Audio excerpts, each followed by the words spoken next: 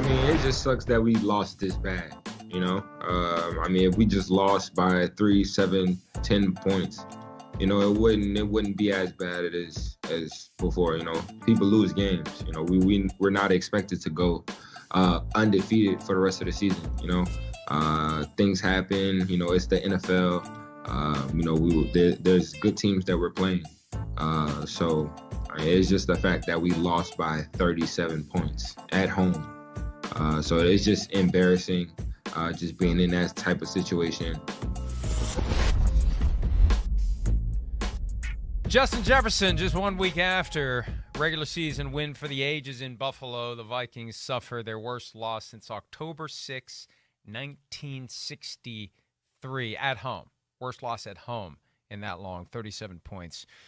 And, you know, Chris, before we get to whether or not these are red flags or just a blip on the radar screen, one thing that has bugged me this week about Vikings coach Kevin O'Connell and multiple players, they're playing the "we're still 8-2" card.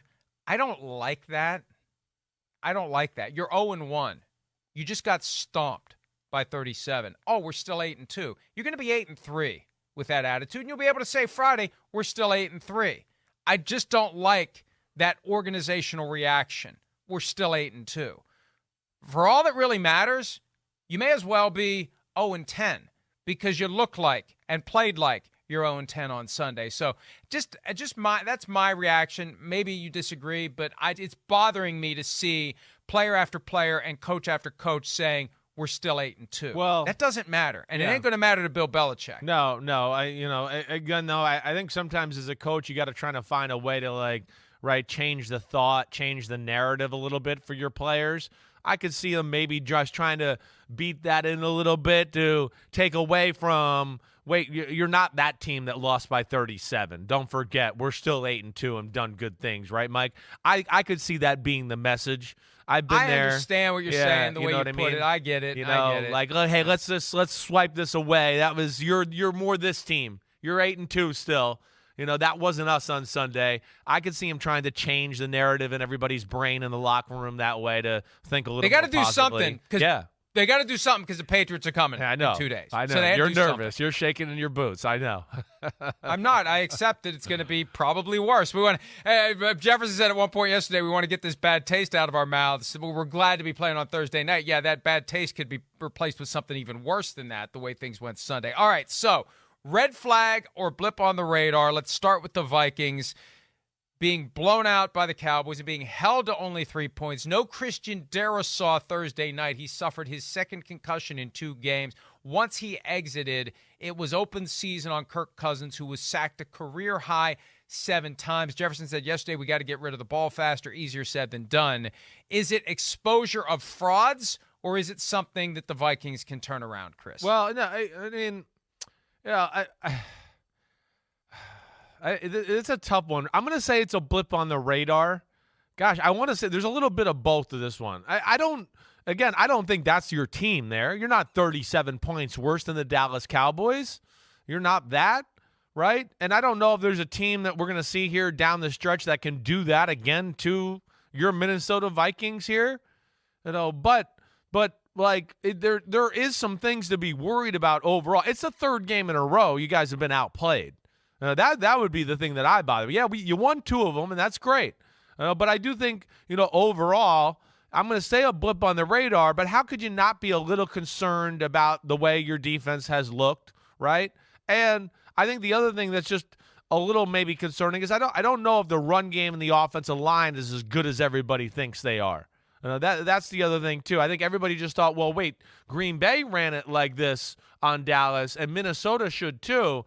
And I just want to be like, well, I know you got a Dalvin Cook, but Green Bay's they're a much better running football team than you guys are this year. You guys really haven't been all that dominant in the run game if you really look at it. So there's some concerns there, but I'm still going to go blip on the radar for now. You know what Sunday reminded me of? Where were you in 2011? Were you in between playing and I was coaching? done. I was done. I was actually just sitting at home in Nashville, Tennessee at that point. It reminded me of the way that the Patriots handled Tebow Mania. Because in 2011, it was constant shamrock up the ass. Right. Down 15 in the fourth quarter, no big deal. Win a game. Down 7 with every possible circumstance conspiring against you, no big deal. Still find a way to win. Tim Tebow would pull it together and get the victory. So the only way to deal with that was to completely overwhelm the Broncos from the moment the game began and make it so bad that by the time the magic hour came, there was nothing you could do. There was no magic in the world that could reverse it. And that's what I thought of on Sunday. The only way to keep the Vikings from having the shamrock up their butt is to kick their butt so thoroughly that no number of shamrocks out there is going to make a difference. And Belichick's the one who provided that lesson to the world. He did it in the regular season. Remember that really hyped Broncos-Patriots regular season game where, there's, the tug of war between, I remember this well, CBS and NBC. We're going to get to prime time. Is it going to stay in 425? It was like the most coveted regular season game ever.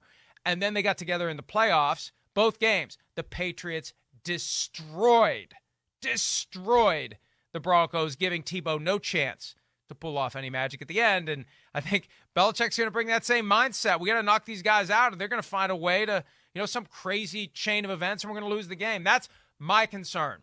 And that the defense isn't good enough to keep that from happening, especially if the offense can't produce points while the other team's offense is getting the ball down the field and scoring points. Right. I think you said it. I think those are the concerns.